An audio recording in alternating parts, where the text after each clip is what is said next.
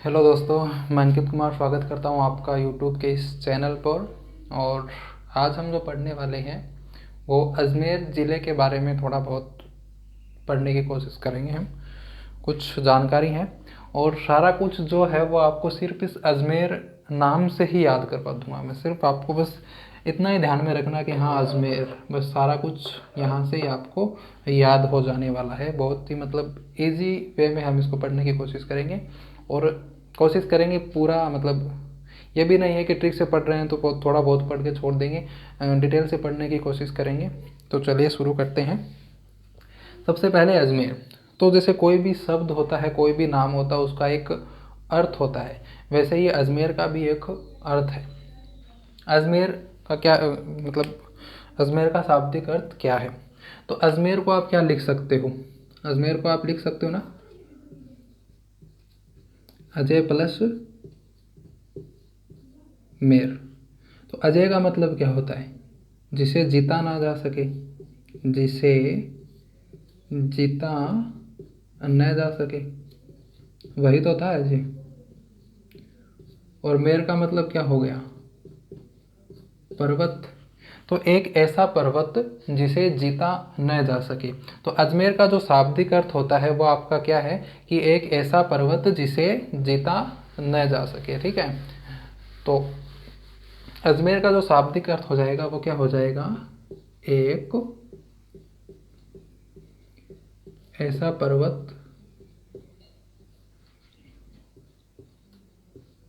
जिसे, सॉरी इसमें बड़ी मात्रा है कि जिसे जीता न जा सके। एक ऐसा पर्वत जिसे जीता न जा सके। ठीक है, बाद में हम बात करते हैं कि अजमेर की स्थापना कब हुई और किसने की। ठीक है, तो कब हुई? आप अजमेर में देख रहे हो कि जो आपका पहला अक्षर है ए, वो आपको कैसा लग रहा है? तीन जैसा लग रहा है ना। तो बस आपको 3 बार एक लिख देना है और फिर 3 लिख देना है। ये हो गया आपको याद अजमेर का स्थापना दिवस। तो अजमेर की जो स्थापना है वो आपकी 1113 ईस्वी में हुई। बहुत ही सिंपल तरीके से याद कर सकते हो। आपका अजमेर में जो पहला अक्षर 3 है, 3 जैसा लग रहा है ना, तो बस एक को 3 बार लिख देना और फिर 3 लिख देना है।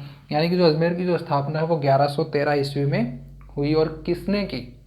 तो अजमेर में एक वर्ड छिपा हुआ है अजय। तो अजमेर की जो स्थापना है वो आपकी अजय राज चौहान ने की। अजमेर की स्थापना किसने की? अजय राज चौहान ने।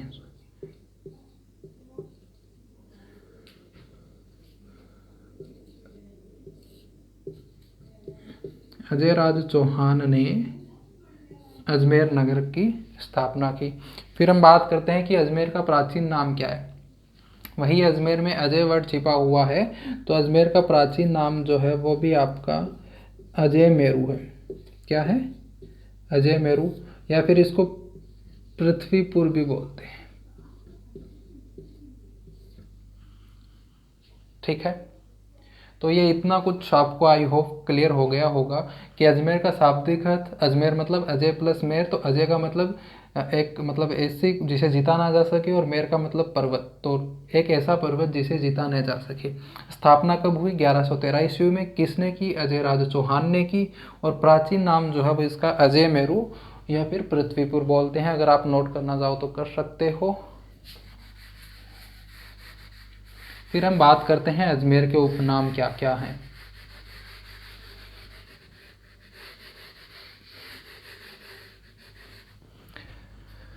हम बात करने वाले हैं अजमेर के उपनाम। ये भी बहुत इंपॉर्टेंट है। सबसे पहला तो राजस्थान का हृदय बोलते हैं हम अजमेर को। क्या है? राजस्थान का हृदय। क्यों बोलते हैं? राजस्थान के मध्य में स्थित होने के कारण। दूसरा हम इसे बोलते हैं भारत का मक्का, अजमेर को। अजमेर को हम राजपुताने की कुंजी भी बोलते हैं, राजपुताने की कुंजी। अजमेर को हम राजस्थान का नाका भी बोलते हैं।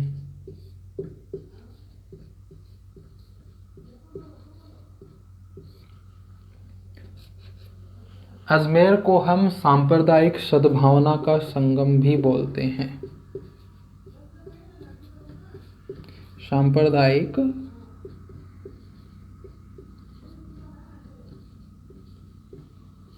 सद्भावना का संगम, ठीक है। और भी बहुत सारे नाम हैं। राजस्थान का जिब्राल्टर भी इसे बोला जाता है।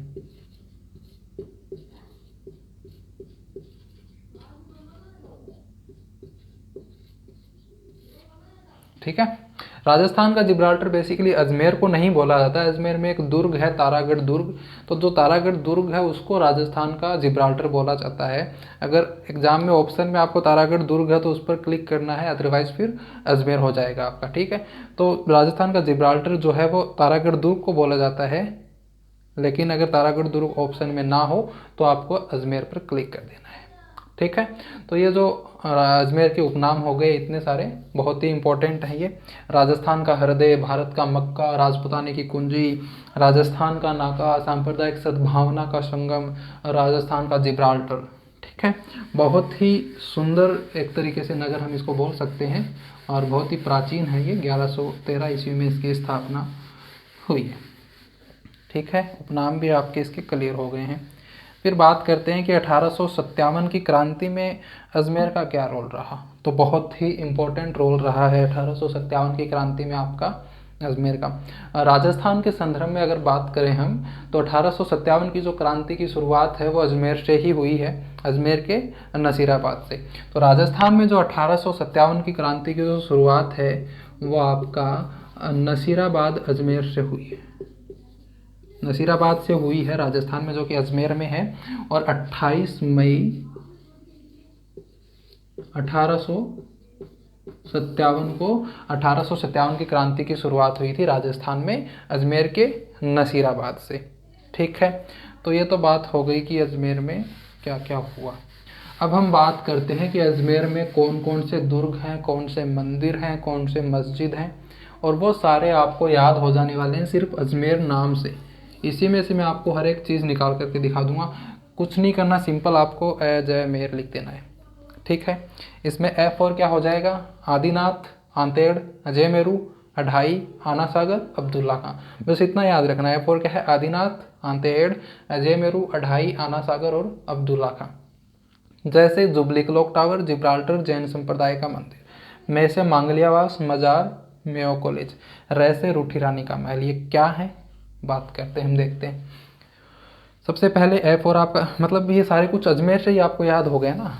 देखो अजमेर आपने नाम लिख लिया और इसी से ये सारे कुछ कितने सारा कुछ इससे कवर हो जाएगा आपका।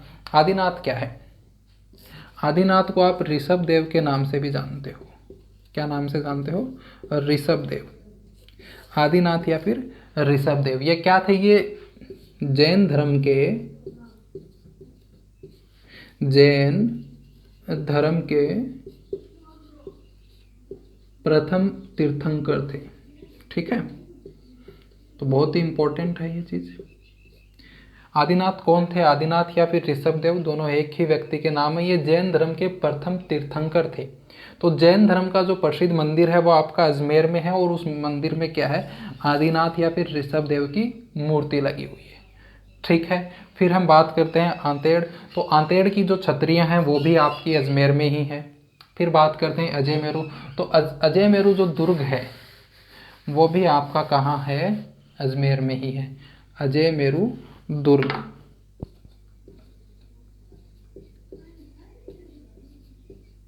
अजयमेरू दुर्ग, इसको हम तारागढ़ भी बोलते हैं,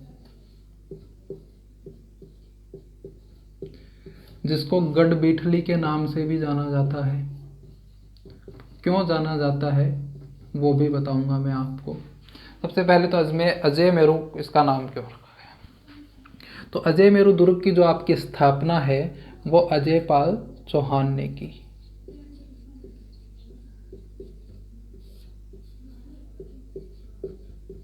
इसलिए इसका नाम अजयमेरू दुर्ग पड़ गया था। ध्यान रखना, अजमेर की जो स्थापना है ना वो आपका अजय राज चौहान ने की है, और अजय मेरु दुर्ग का जो निर्माण करवाया वो अजय पाल चौहान ने करवाया। दोनों में फ़र्क है। इस वाला है अजय राज चौहान और ये है अजय पाल चौहान, तो इन दोनों में फ़र्क है, कन्फ्यूज़ नहीं होना है। फिर बात करते हैं कि इस दुर्ग का तारागढ़ नाम क्यों पड़ गया। जो आपकी पृथ्वीराज की जो पत्नी थी ताराबाई, तारा, तो पृथ्वीराज ने क्या है कि तारा के कहने पर इस जो अजय मेरु दुर्ग है उसका पुनः विकास करवाया, एक तरीके से पुनः निर्माण करवाया। तो तारा के कहने पर करवाया। तारा पृथ्वीराज की पत्नी थी, तो इसलिए इस दुर्ग का नाम तारागढ़ दुर्ग पड़ गया। गढ़ बीठली क्यों? तो जो अजय मेरु दुर्ग जो है आपका, वो जिस पहाड़ी पर बना हुआ है उस पहाड़ी का नाम जो है वो बीठली है, तो इसलिए इसका नाम गढ़ बीठली पड़ गया। जो ये अजय मेरु दुर्ग है वो आपका बीठली नामक पहाड़ी पर बना हुआ है, इसलिए इसे क्या है, गढ़ बीठली के नाम से जानते हैं। ठीक है, तो अजय मेरु दुर्ग जो है या तारागढ़ या गढ़ बीठली जो है वो भी आपका अजमेर में ही है। फिर हम बात करते हैं अढ़ाई से आपका हो जाएगा अढ़ाई दिन का झोंपड़ा। तो हम बात करते हैं अढ़ाई दिन के झोंपड़े की।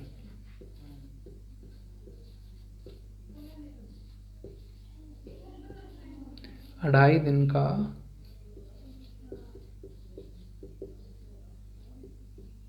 झोंपड़ा। तो ये अढ़ाई दिन का झोंपड़ा जो है वो क्या है, एक मस्जिद है। मस्जिद का नाम जो है वो है अढ़ाई दिन का झोंपड़ा। लेकिन पहले यहाँ पर मस्जिद नहीं थी, यहाँ पर क्या था, एक संस्कृत पाठशाला थी। इस अढ़ाई दिन के झोंपड़े या मस्जिद की जगह पर क्या थी, एक संस्कृत पाठशाला थी आपकी। क्या थी? संस्कृत पाठशाला।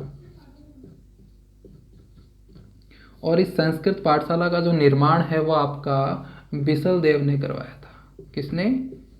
बिसल देव ने, जिसे आप विग्रह राज चतुर्थ के नाम से भी जानते हो। विग्रह राज चतुर्थ।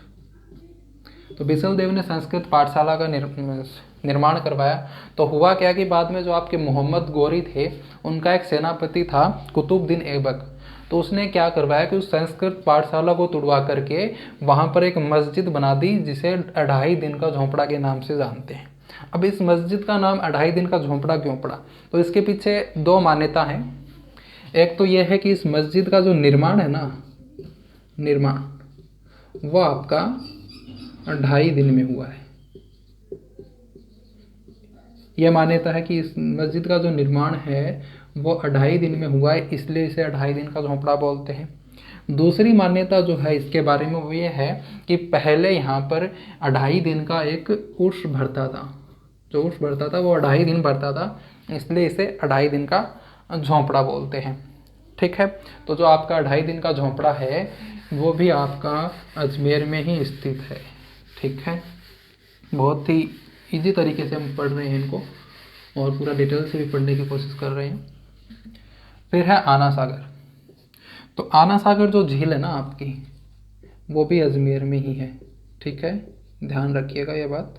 आना सागर झील। तो इस झील का निर्माण किसने करवाया? जो आपका पृथ्वीराज चौहान था ना, पृथ्वीराज चौहान के दादाजी अर्नोराज। पृथ्वीराज चौहान के दादाजी का नाम था अर्नोराज। तो अर्नोराज ने इस झील का निर्माण करवाया, जिसे आना जी के नाम से भी जाना जाता था। तो इनका नाम आना जी होने के कारण ही इस झील का नाम क्या है, आना सागर झील पड़ गया। ठीक है, तो याद करने में कोई दिक्कत नहीं होने वाली है। आना सागर झील जो है वह फॉर अजमेर में है।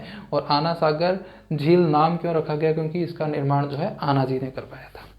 फिर एक चीज़ और, अब्दुल्ला खां का जो मकबरा है वो भी आपका अजमेर में है।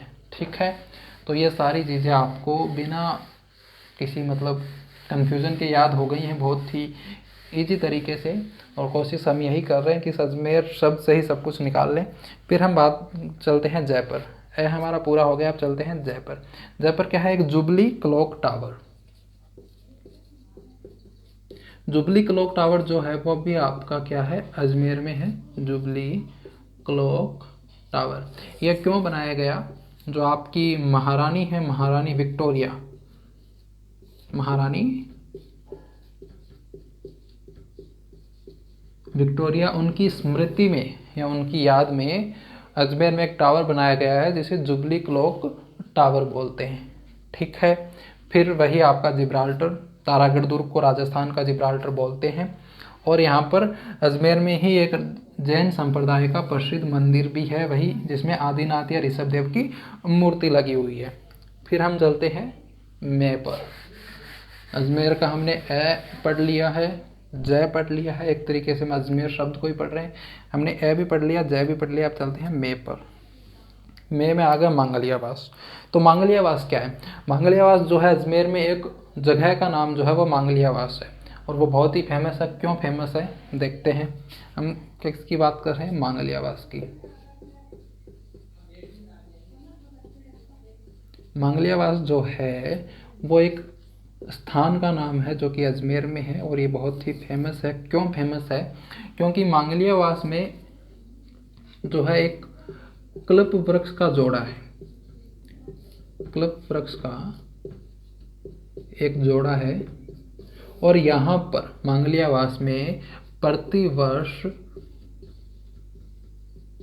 कल्प वृक्ष का मेला लगता है।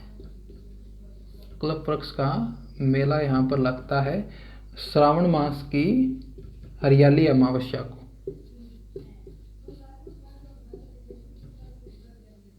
हरियाली अमावस्या को जो है ये मेला लगता है। तो ये बहुत ही इम्पोर्टेंट है कि जो कल्प वृक्ष का मेला है वो आपका मांगलियावास में लगता है, और मांगलियावास जो है वो आपका अजमेर में है। और ये मेला कब लगता है? ये श्रावण मास की हरियाली अमावस्या को लगता है।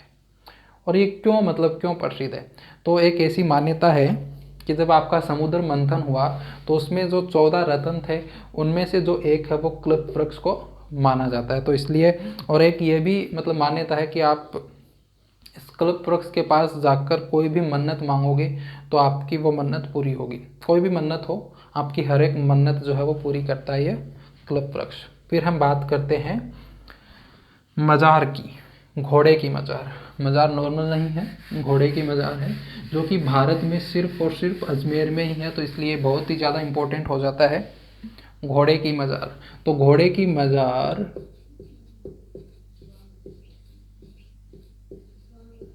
जो घोड़े की आपकी मज़ार है वो भारत में सिर्फ और सिर्फ अजमेर में ही है। और अजमेर में भी ये कहाँ पर है? तारागढ़ दुर्ग में है, जिसे गढ़ बीठली भी बोला जाता है, अजय मेरु दुर्ग भी जिसे बोला जाता है।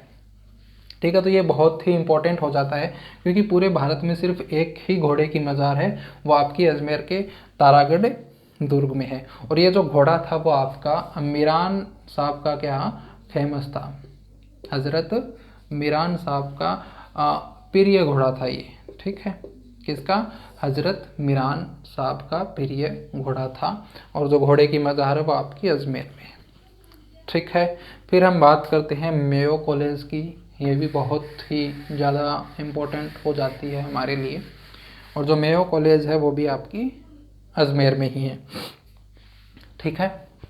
तो मेयो कॉलेज कहाँ पर है? अजमेर में है। मेयो हो जाएगा ना, मेयो कॉलेज। मेयो कॉलेज को क्या है कि राजस्थान में अंग्रेजी शिक्षा का प्रवेश द्वार बोलते हैं मेयो कॉलेज को। राजस्थान में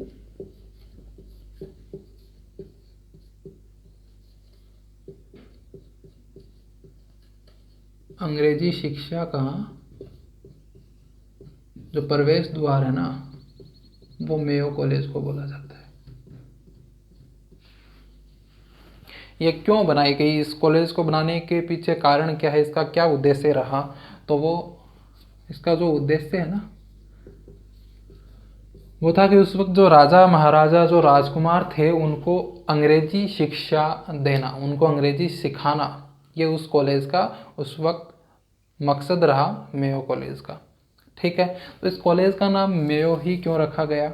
क्योंकि इस कॉलेज का जो निर्माण है ना वो लॉर्ड मेयो के प्रयासों से हुआ, इसलिए इसे मेयो कॉलेज बोलते हैं।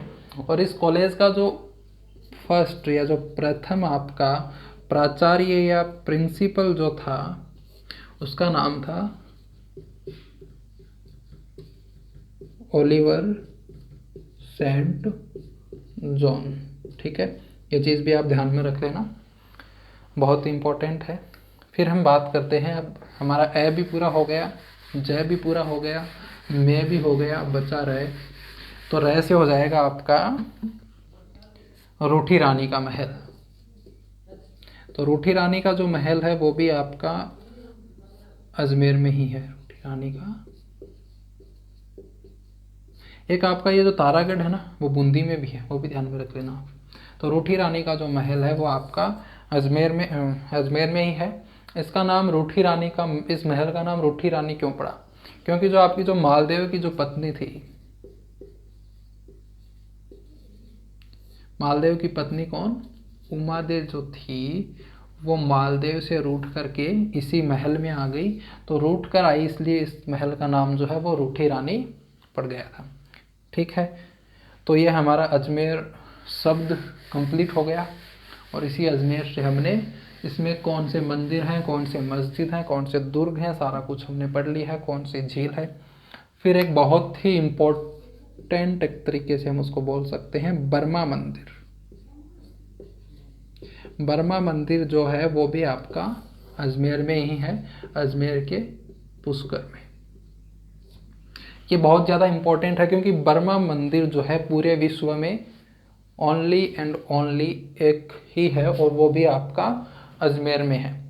तो बर्मा जी का एकमात्र मंदिर विश्व में आपका अजमेर में है। ठीक है, तो ये बहुत ज़्यादा इम्पोर्टेंट हो जाता है। और बहुत ही पवित्र पुष्कर झील जो है वो भी आपकी अजमेर में है, ये आप सबको पता है। और एक ख्वाजा मोइनुद्दीन चिश्ती की दरगाह भी अजमेर में है। और ये एक ऐसी दरगाह है जहाँ पर हर धर्म के लोग आते हैं, हर जाति के लोग आते हैं, इसीलिए तो अजमेर को सांप्रदायिक सद्भावना का संगम बोलते हैं। तो ये एक तरीके से सांप्रदायिक सद्भावना का एक जीवंत उदाहरण है आपके सामने। क्योंकि ये जो दरगाह है ना, नॉर्मली यही होता है, दरगाह में भाई मुस्लिम जाते हैं, लेकिन यहाँ पर हर जाति हर धर्म के लोग आते हैं। तो इसलिए ही हम अजमेर को है सांप्रदायिक सद्भावना का संगम भी हम इसको बोलते हैं। तो ये हम थोड़ा सा अजमेर ज़िले के बारे में जानने की कोशिश की। अगर अच्छा लगा हो तो वीडियो को लाइक करना, चैनल को सब्सक्राइब करना। धन्यवाद।